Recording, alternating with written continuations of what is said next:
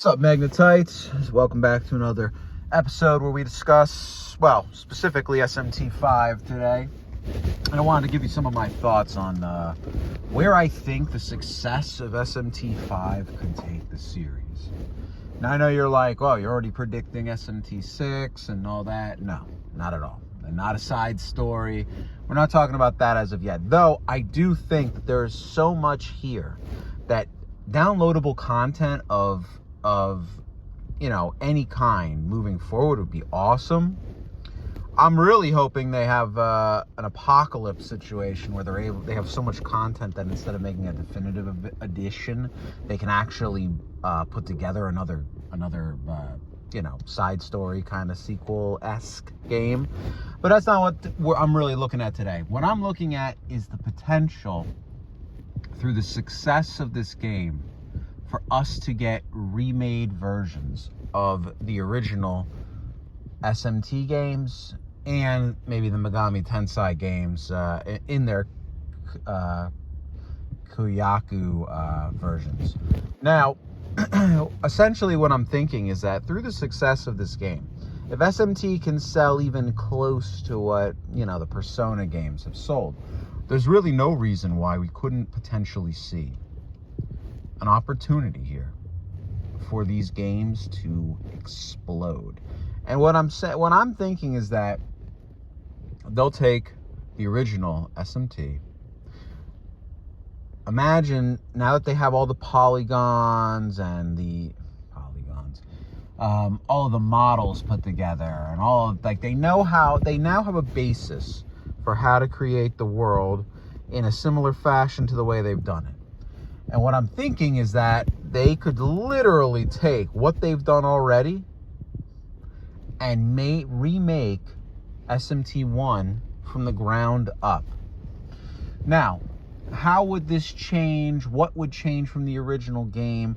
Will it be able to keep the original intentions and meaning and overall integrity of the game consistent?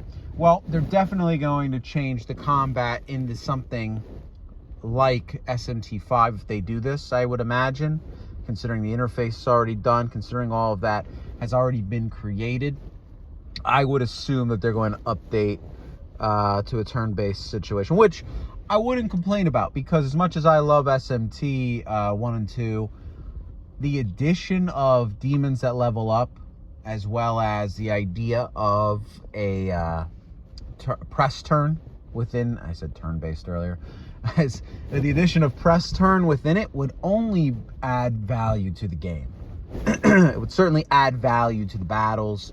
So I could totally see them reworking this game to add press turn in order to update it more for their ease, to be honest, because I think them just taking the original game and changing the graphics, the main issue would be that they already have the interface and UI set up. Instead of having to go backwards, which they may have to change things, that would be harder.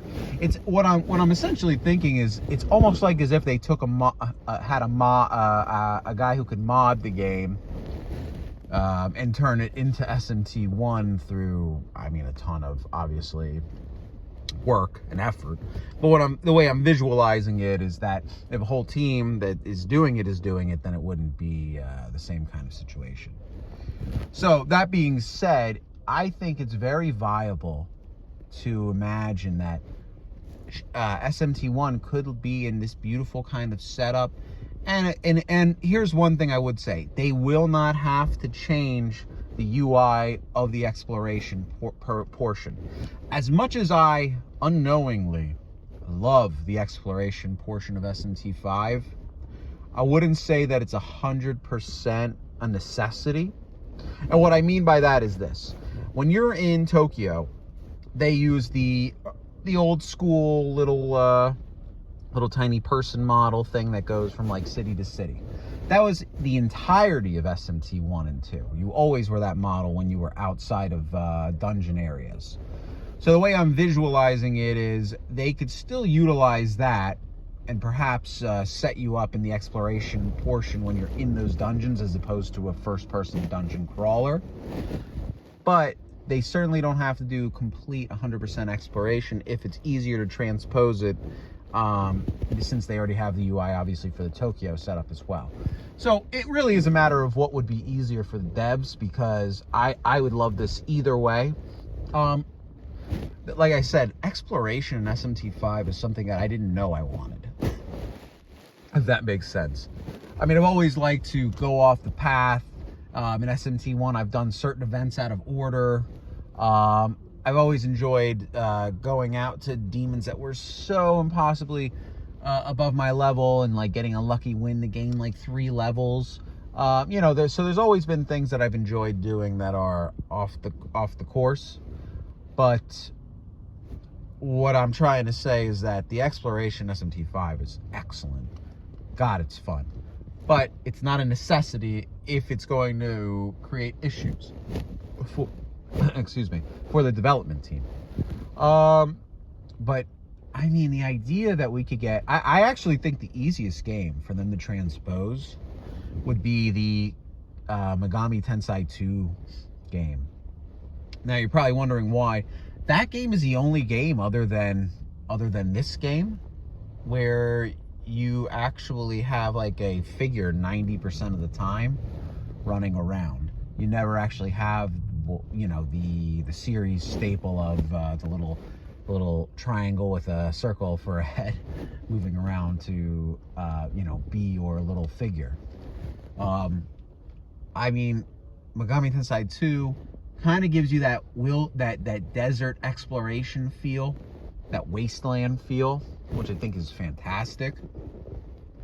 It's a really underrated game that a lot of people should give a shot to. Especially, I mean, I would pick up the Super Nintendo or Super Famicom remake if you're going to play the old school game, as opposed to the NES. But point being that if this could possibly be made in something with the Unreal 4 engine, I mean, this game has the potential to be so amazing, especially with the kind of opportunities that are given to the characters. I mean, there's just it's a great story. It's actually a ton of fun, unexpected fun. I'd love to see it remade like this. And imagine having press turn added in to really increase the strategic portion of battles. I mean, it's just hopefully, I'm hoping it's not a pipe dream, but God, is it beautiful, the ideas behind that, in my opinion, of course. Anyway, point being that with all of what's available now, with the resources, the assets, the models, there is really no reason, if this game is overly successful, which I think the numbers are pointing in that direction, why they won't take advantage the same way they take advantage with Persona. You know, it wasn't like they were making a Persona game every day when Persona 1 and as wonderful a masterpiece as 1, 2, and IS are. It's not exactly like they were pumping out Personas. However, with 3 having success, and then 4 really having success, and then 4 Golden, like, breaking into the mainstream so hard, I mean, it really changed the game for Persona to a point of where we went from having SMT spin-offs consistently to Persona spin-offs consistently. So I think there's a real opportunity here if you're really thinking about it. There's a true opportunity for SMT games, if they're success with 5, for there to be an advantage taken by Atlas where they're like, oh, guess what? SMT is as popular as Persona now. Let's start pumping out SMT games. Oh, we don't really feel like it takes a long time to come up with a story and everything from the ground up. Let's take a game that no one in the United States ever got to play, people in Japan absolutely adore, and let's use the assets that we already have, the models, and everything else that we spent the time building out, and use it to create all of these games and make a fortune. I mean, the opportunities are totally and 100% there. So, with that being said, let me know your thoughts on this. I really think that a Megami Tensei 2, 1 and 2, Shin Megami Tensei 1, 2, if all of these games could easily be remade now, and I'm really hoping that this happens. Let me know your thoughts below. Like, comment, subscribe, and until then, I'm out.